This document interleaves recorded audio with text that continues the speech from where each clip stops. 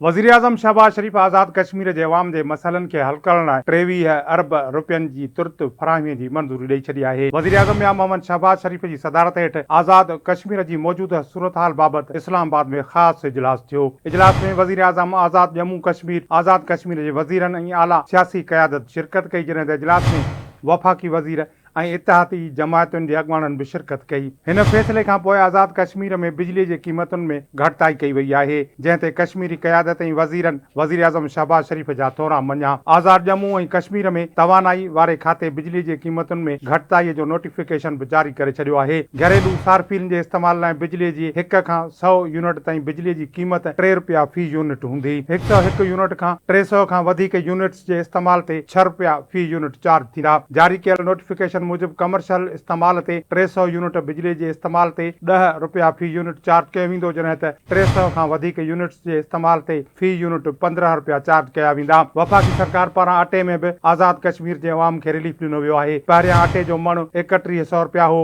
जंहिं ते 1100 रुपयनि जी सब्सिडी ॾिनी वई आहे, जंहिं बाद अटे जो मण हाणे 2000 रुपयनि जो थी वियो आहे।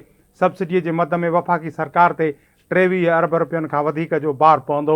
ॿिए तरफ़ चीफ सेक्रेटरी आज़ाद कश्मीर जे मुताबिक़ अवामी एक्शन कमेटी जा समूरा मुतालबा मञा विया आहिनि। मुतालबनि जी मंज़ूरीअ बाद मुआहिदो बि थी वियो आहे, जॾहिं त आज़ाद जम्मू कश्मीर में इंटरनेट सर्विस बि बहाल कई वई आहे। वाज़िर त बिजली जे बिलनि ऐं महांगाई ख़िलाफ़ अवामी एक्शन कमेटी जी अपील ते आज़ाद कश्मीर में एहतिजाज कयो वियो ऐं मुख़्तलिफ़ शहरनि खां काफ़िलनि लॉन्ग मार्च कयो हो। आज़ाद कश्मीर में एहतिजाज ऐं चकरनि दौरान केतिरा ई मुज़ाहिरीन ज़ख़्मी थिया हुआ, जॾहिं त हिकु पुलिस जो ASI फोत बि थियो हो।